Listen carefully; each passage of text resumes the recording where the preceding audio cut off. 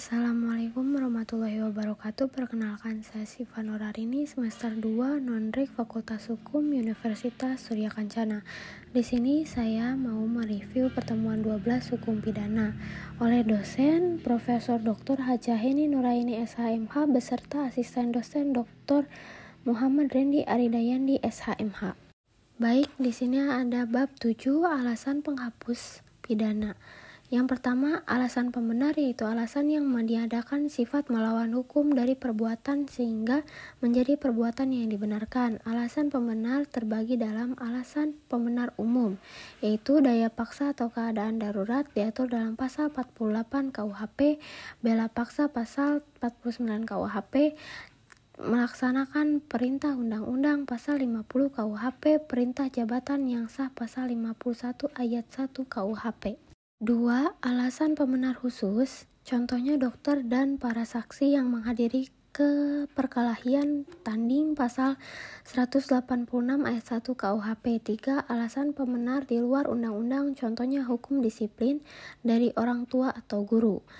B. Alasan pemaaf. Alasan pemaaf terdiri dari alasan pemaaf umum, yaitu ketidakmampuan bertanggung jawab pasal 44 KUHP, daya paksa dalam arti sempit pasal 48 KUHP, bela paksa yang melampaui batas pasal 49 ayat 2 KUHP, dan perintah jabatan yang tidak sah pasal 51 ayat 2. Alasan pemaaf khusus yaitu mempersiapkan atau memperlancar perubahan ketatanegaraan dalam arti umum.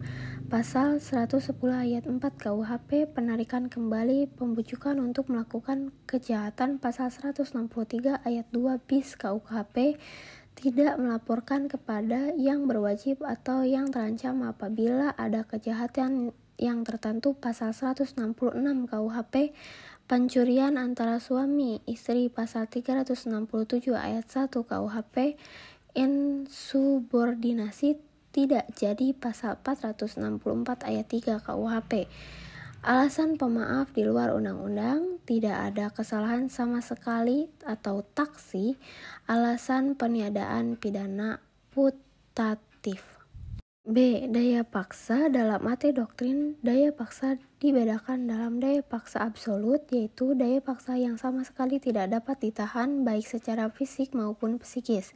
B. Daya paksa relatif, yaitu daya paksa yang masih dapat ditahan yang berbuat lain tetapi tidak melakukan perlawanan sehingga tidak perlu dilawan.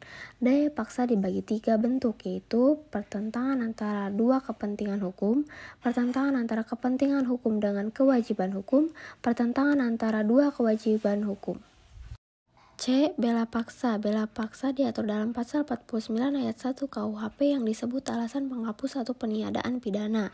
Syarat-syaratnya, perbuatan harus terpaksa dilakukan untuk pembelaan yang sangat perlu karena tidak ada jalan lain. 2. Perbuatan tersebut dilakukan karena ada serangan yang sekonyong-konyong atau mendadak dan seketika itu juga. Pembelaan itu hanya dapat dilakukan untuk kepentingan hukum yang ditentukan secara limitatif, yaitu diri sendiri atau orang lain, kehormatan kesusilaan sendiri atau orang lain, harta benda sendiri atau orang lain. Alasan penghapus di luar undang-undang, yang pertama diatur dalam jurisprudensi. B. Dengan menggunakan alasan pembenar. Sekian dari saya. Wassalamualaikum warahmatullahi wabarakatuh.